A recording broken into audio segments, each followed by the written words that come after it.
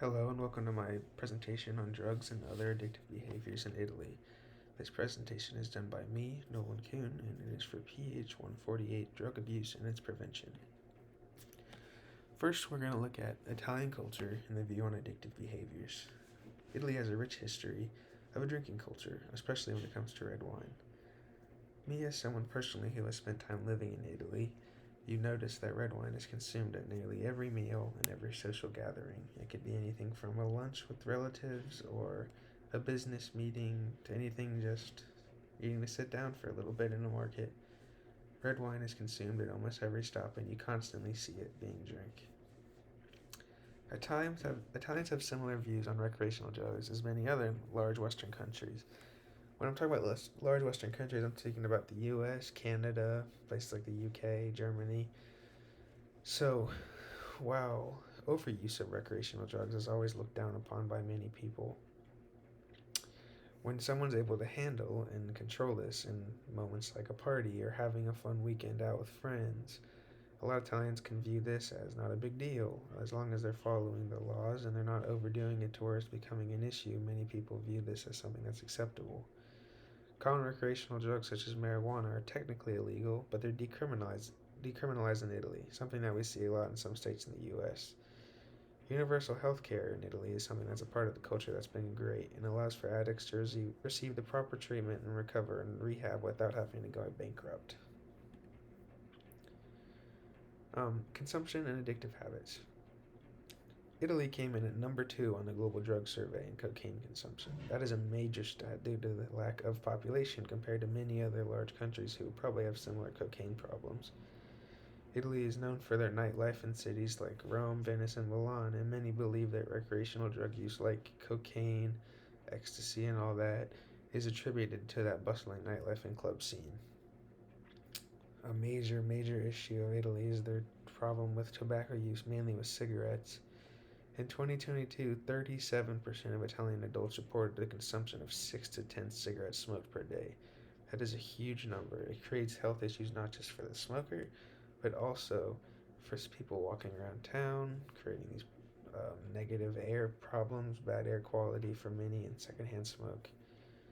And then consumption of marijuana, cocaine, heroin, and methamphetamine were just some of the drugs that were reported in the 2019 drug survey in Italy. Next, we're going to look at risk factors. The large cultural push to consume alcohol at nearly every meal is something that started at a young age for Italians. This is a major risk factor. Many probably feel that they need to drink alcohol regularly to fit in and be a part of the culture. This can lead to serious problems such as substance abuse and alcoholism. This probably creates many alcoholics without people even really knowing it. I would assume to believe that there are many functioning alcoholics that don't realize they have a problem. And another part of the culture that goes along with the red wine drinking that we spoke about before is the regular amount of cigarette smoking that goes on in Italian culture. This leads to many health problems as a major risk factor for young people in Italy. Growing up, being around cigarettes creates secondhand smoke and may even create secondhand addiction to the nicotine feel that you can get from smoking cigarettes. Another large risk factor is how recreational drugs are mostly decriminalized in Italy. This allows for people to experiment and get into certain drugs without having the fear of having to face serious consequences like jail time or fines. So hopefully some of these risk factors can be addressed and fixed so that Italy can be a safer and healthier country for all and mostly the younger generations growing up. Next, we're going to look at substance abuse and health's connection. Some of the major leading health problems in Italy include cancer, cardiovascular disease, and asthma, similar to other countries like the US, Canada, Germany, UK, other high income countries that we had mentioned before. A lot of these have major connections with the culture in Italy that loves to consume red wine, alcohol, smoking cigarettes, and other recreational drugs. Smoking cigarettes and alcohol are always the two first things brought up when we look at risks of creating cancer for yourself and cardiovascular disease over time. Asthma is a huge link to cigarette smoke and secondhand smoke, especially for young kids growing up around cigarette smoke and secondhand smoke all the time. Also, the high consumption of cocaine in Italy has a direct link with a large number of heart attacks, stroke, and endocarditis in their older population. Next, we're going to look at some public health suggestions to fix these problems. There are ways that officials can slow the issues we've spoken about, so Italy is not all the way lost. So, major issues that have to be prioritized if we're trying to fix the overall public health status of the population in Italy is their large amount of usage of tobacco and cigarettes, and their cocaine usage, a major issue that needs to be knocked down. A country that has their population size, while large, is not as big compared to other major countries. They should be nowhere near the top five of most cocaine consumed per population. All of these issues can be solved through primary, secondary, and tertiary methods of prevention.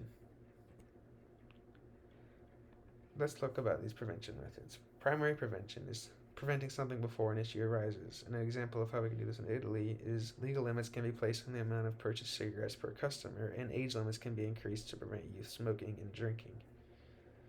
Another thing we can look at is secondary prevention. This is how you deal or respond to an issue that's currently arising or currently happening.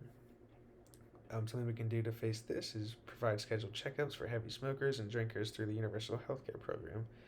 These checkups could include things like lung checks, blood pressure, BMI screenings, and more, just to make sure that the people who are having problems can be making sure that they're being checked up on and that they're up to date with all their health issues.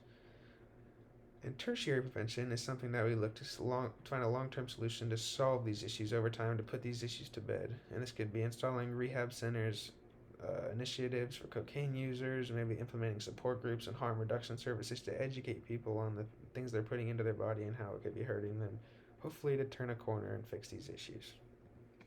And here are my references. Thank you for watching my presentation, and I appreciate the time.